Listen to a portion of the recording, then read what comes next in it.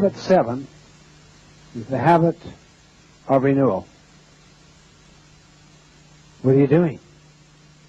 Well, you can see him. Sawing down this tree. I bet you're tired. I am. Well, how long have you been doing it? Oh, it's been 2-3 hours. Oh, I bet you're really beat.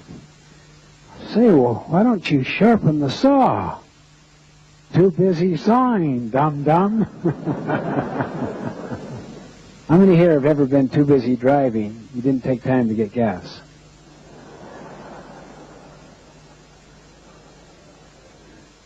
In physics, it's called the second law of thermodynamics. Everything breaks down. Entropy becomes disordered. The opposite of sharpening the saw is to leave it dull until the blade breaks, till the mind becomes dull, the spirit insensitive, the body flabby, where everything has gone to pot.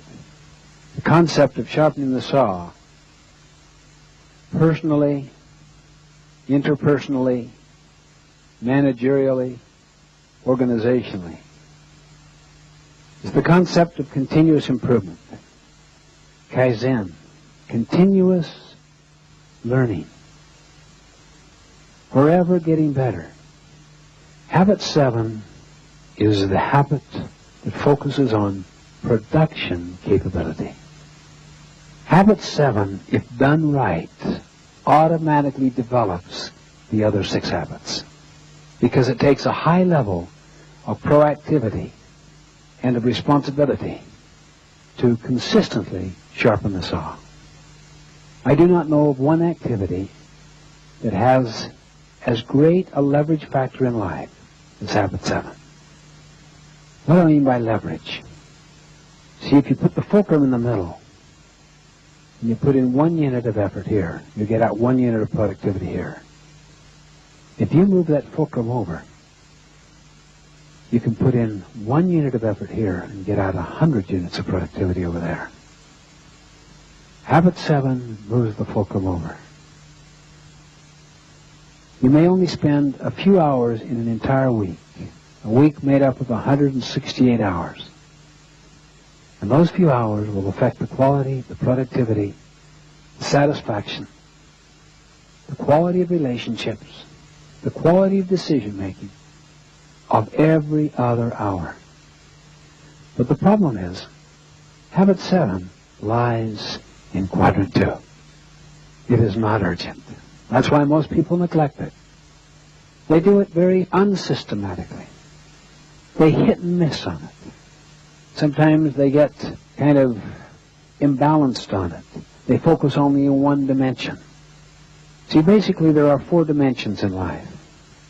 The body, the mind, the spirit, and relationships. We call that the social, emotional side. Social is our relationship with others. Emotional is our relationship with ourselves. Those are basically the 4 dimensions of organizations as well. It has its economic side to produce the bottom line towards some mission within a certain value system. That is the spiritual side. It must also have its culture of high trust. That's the social side. In order to have empowerment in the development and use of people's talents, that's the mental side.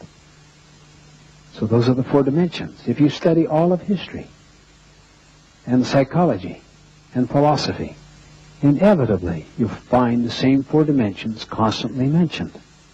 But all 4 need to be attended to in a consistent and regular and balanced way in order to properly sharpen the saw.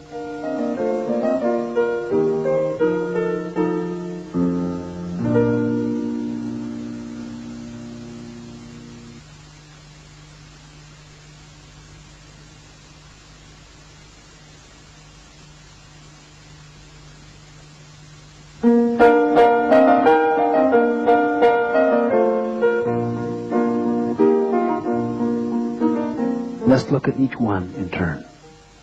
Under physical, we usually think about these elements of renewal: exercise, nutrition, and stress management, so that we are not crippled, paralyzed from being overstressed, overtaxed, worn out, burned out. Exercise. More and more consciousness is happening inside society about the importance of exercise. Feeling better, looking better. And it doesn't take that much time, really. More and more of the data is coming in that if it's done regularly and moderately, vigorous walking, some calisthenics, it doesn't require a heavy, intensive workout as they once thought. The principle is balance, fun, moderation, consistency, variety. In nutrition, most of us know what is right in this area, but the question is, do we have the willpower to do it? Do we have the commitment? Is it important to us?